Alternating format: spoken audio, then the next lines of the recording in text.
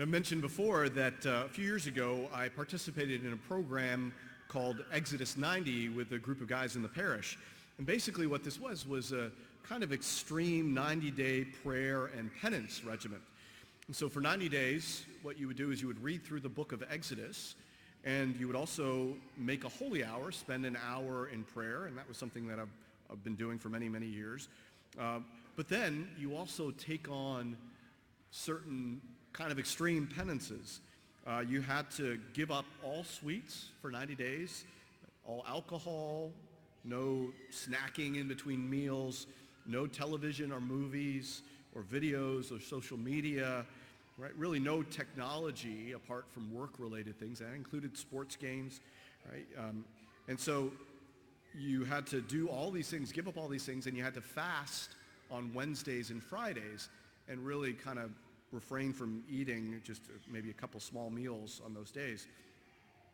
And then the last thing that you had to do was that you had to take cold showers every day. Now, I lasted with cold showers for about a day, and then I gave that up. I kind of wimped out. But I did everything else. But another aspect of the program was that you had an accountability partner, somebody that you would check in with, and they would check in with you every day, even if it was just a sort of text or a quick call just to see how things are going and somebody to kind of hold you accountable. And then you would also get together with the whole group of guys. So there were about 7 or 8 of us going through this program that one year. And we would get together maybe every 2 or 3 weeks just to kind of, as a support group. But the point of this effort really was to deepen our faith, right, and our prayer life.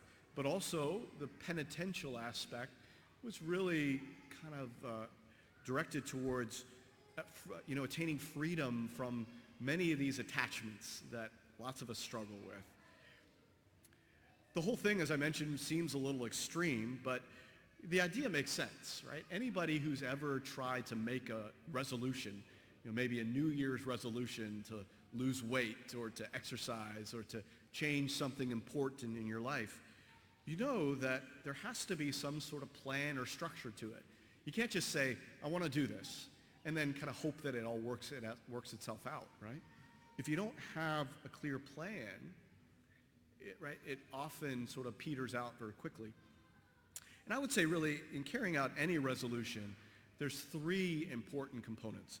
First of all, there has to be a clear goal, right? And if it can be sort of a measurable goal, right, that's the ideal, right? And it should be something attainable.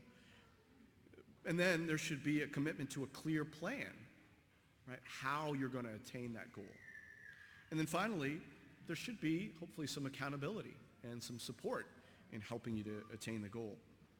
And without these, right, once again, you quickly lose steam. And we've all kind of experienced this in our lives, I think.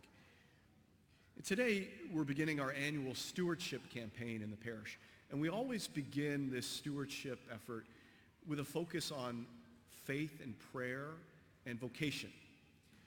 And so really the goal of this campaign is to grow in our faith life, to grow in our intimacy with Christ, and to strengthen our vocations. And for the vast majority of you, that means strengthening your vocation to marriage and family.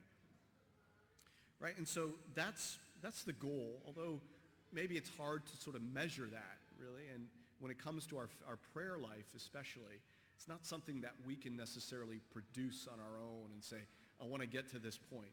Right? Ultimately, it's about doing the things that we know the Lord is asking us to do, right? And opening ourselves to what the Lord wants to produce in our lives. But nonetheless, we can make a goal to grow in our prayer life, right, by committing to certain things. Right? So that's the goal. Now, the second part, right, what's the plan? Well, in a moment, I'm going to ask you to complete the stewardship card with me that we do every year that has a list of commitments that you can make to grow in your prayer life, to grow in your knowledge of the faith through faith formation, to really work on your vocation to marriage through different opportunities for marriage enrichment. So there's lots of specific commitments that you can make to help you to attain that goal of growing in your faith and strengthening your vocation. In that regard as well, right, with regard to specific commitments, when we talk about stewardship, I always kind of talk about the tithe, the biblical tithe, right, which is 10%. Now, we're not talking about stewardship of treasure today, but rather stewardship really of time, right? We're committing our time to doing these things to attain this goal of growing in our faith and our relationship with Christ and our vocations, right? And so when we talk about that biblical tithe of our time, we could think about it in terms of 10% of our time. Now, 10% of 24 hours a day is 2.4 hours a day. That's a lot, right, to commit each day to prayer and faith formation and vocation enrichment. But what I've asked in the past, and what I'll ask again this year, is that you consider a commitment of 2.4 hours a week, right, to ongoing faith formation and really deepening your prayer life and your vocation, right? And so in a moment, once again, we're going to look at the prayer card and maybe commit for that amount of time each week to attaining this goal. And then finally, the accountability part, right, the third component. We could say really that the card acts as a sort of accountability and support, right? And you're going to return half of the card to me, and you're going to keep half for yourself. And returning it to me is more of a sort of ceremonial gesture, asking for the accountability and support of the church.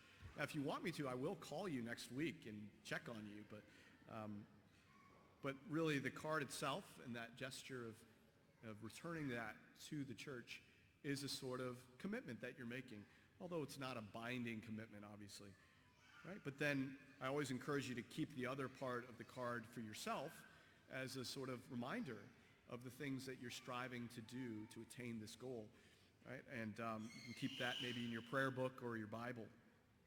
So we're going to go through this card together, and I know it might seem to some of you to be sort of a silly exercise, but it really is an important way, once again, of making this commitment to the Lord, to growing in your prayer life as active stewardship, to give the Lord, back to him everything that he's done for us, right? To make that commitment to grow in our relationship with him, to strengthen our vocations, right? Which is our primary way of really growing in holiness. So I want to invite you to just grab one of the cards. They should be at the ends of the pews. You may need to hand them down to your neighbors. And this is something that all adults, right, not just one person from each household, all adults and any children who are old enough to participate, there's a sort of section for the children as well to make some commitments. But if you want to just pass them down, and really would ask everybody to participate as an act of stewardship. And then you can see the pencils are in the slots, hopefully there for you. And if you want to just, on the page, on this part that says stewardship of prayer, right, you see that they're identical cards pretty much. One says at least, please keep this copy for yourself, and the other one says, please return this copy to the parish. So you're going to fill them out identically, okay, each side. And if you would, so write your name on both of them for me real quick. And I'm not going to go through each one as I have maybe in the past. It's a little bit tedious to do that, I know. So I just want, first of all, that first box. Hopefully everybody can check that. Attend Mass every Sunday and Holy Day. Right? If that's not something that's already a part of your spiritual regimen, so that's an hour of the 2.4 hours already down, right? If that's not already a part of your regular weekly practice, I want to encourage you to make that commitment, to make it non-negotiable. Okay? And then there's lots of other ways that you can really devote time to prayer and to deepening your spiritual life in your relationship with the Lord. A couple that I want to highlight, though, just a few down. Adoration guardians, I've been speaking about that, maybe making that commitment to an hour as a guardian in our adoration chapel, which, as we said, we moved to the larger chapel over there now. It's a beautiful way to really deepen your relationship with the Lord.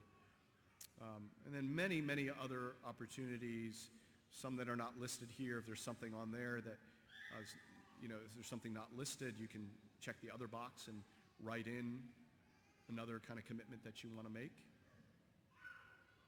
So I'll let you just spend a quick minute looking through this.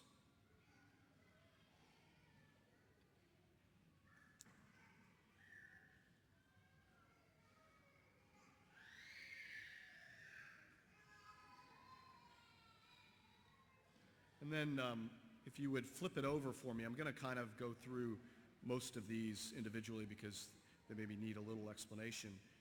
Even if you're not done with the other side, flip it over for me real quick and you can come back to the other side. But that first selection under stewardship of faith and vocation under adults, Faith and Mission is a weekly study that's led by Deacon Brad and his wife Helen and some other teachers that come in. That's on Sunday mornings. A great way to really deepen your knowledge of the faith and grow and take an opportunity to participate in faith formation.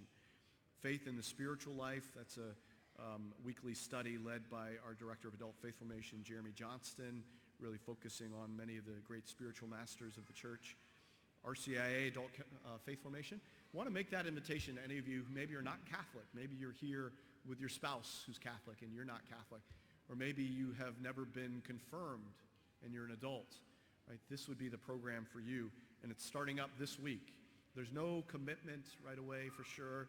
Maybe if you're just interested in finding out more, but I want to invite you to join us this coming Tuesday.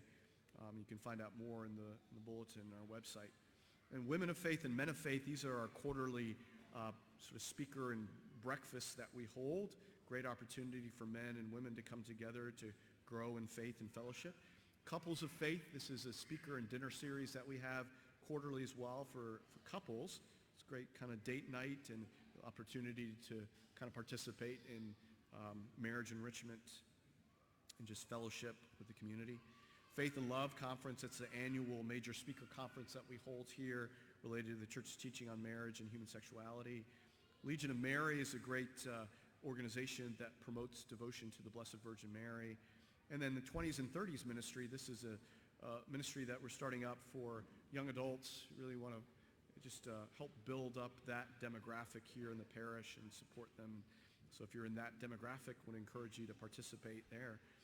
Lots of other marriage enrichment kinds of programs as well, including ministries to those who are divorced and separated.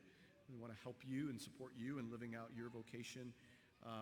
And also want to encourage you, if you're not married in the church, maybe you've been divorced and remarried without an annulment outside the church, or you never got married in the church for whatever reason, I want to encourage you to consider rectifying that, contacting one of the clergy to help you through that process. And then lots of other ways that you can do things personally, spiritual books, attending Families Forming Disciples. This is our faith formation for the whole family and our sacramental preparation program for our younger children as well. The Elijah Cup is a way of really promoting priestly and religious vocations. And then Formed is an online resource that we have. We have a parish subscription. It's lots of great media resources for really growing and studying the faith. And then if there's anything else that you want to add there, you can check the other box. And then there's the section for the youth as well. Lots of options for our children and youth to grow in their faith as well, in their prayer life. So once you're done, you can just hang on to them for me. And you're going to tear them at the perforation and put the half that says, please return this copy to the parish. Put that in the green second collection baskets when you leave at the end of Mass. And then hold on to the other one for yourself. And if you could put the pencils back in the slots for me, I'd appreciate it as well.